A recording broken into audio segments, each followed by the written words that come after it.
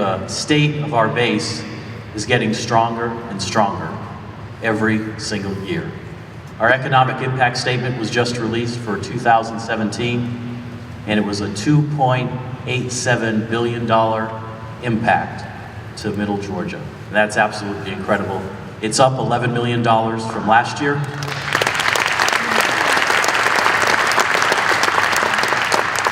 And across many of our mission sets, that comes with increased employment opportunities across the installation. Over the next year, we'll see the opportunity to hire hundreds of new individuals coming from a variety of career fields, everything from aircraft painters to software engineers.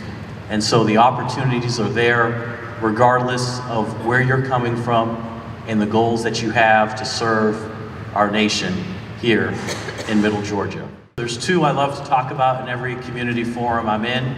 One, as you know, we love using acronyms in the military. So our Goal-Oriented Leadership Forum, our golf course. Right? You gotta think about that one for a second. We love acronyms. And so back a few months ago, the Air Force gave us the opportunity to open our gates to folks within the community to come on and use our golf course.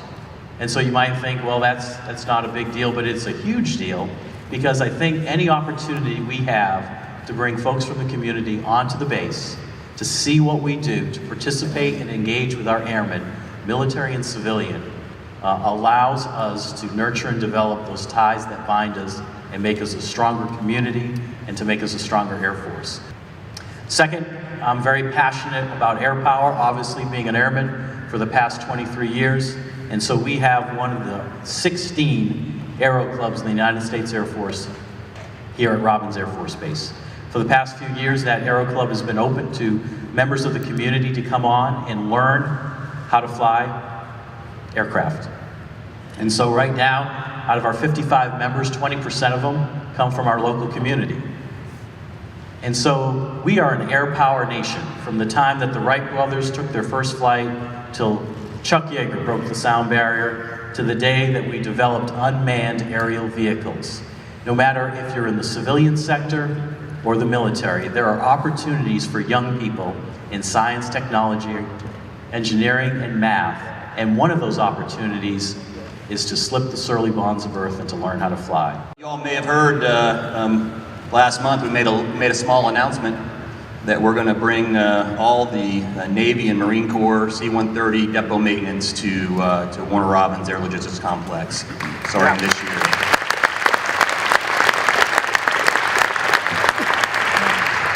So let me talk just a little bit about that. We'll have our first aircraft come in this year, and then we have a slow ramp up over the next 4 years, at which time Warner Robins ALC will be the center of excellence for C-130 depot operations across our Department of Defense. And we have the workforce, we have the expertise, and we have the desire and will to do that and to do it well for our department. We successfully completed our first batch of Global Hawks, and we are in a steady rhythm of having that aircraft here at Robins for the foreseeable future, and we're looking at how we can expand the work we're doing in partnership with the program office on the Global Hawk.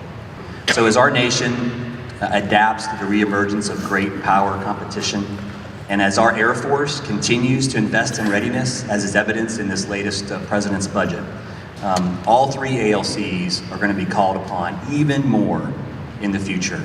And I can assure you that all three are ready to answer the call. You know, we are now an operational reserve. This started a good 25 years ago.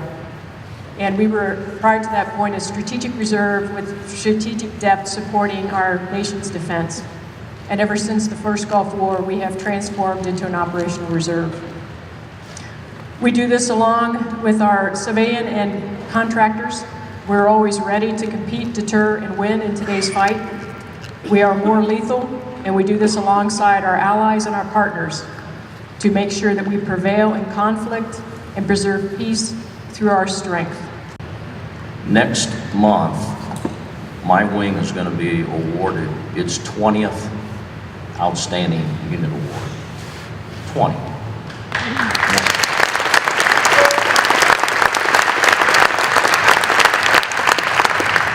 So I'm convinced that whatever the next mission is for the 116th and the Air National Guard component of Robins Air Force Base, we will do an outstanding job, just like we did in the 13 previous weapon systems since 1942. If the U.S. Air Force gives the 116 hot air balloons, we will be the best hot air balloon unit in the country. So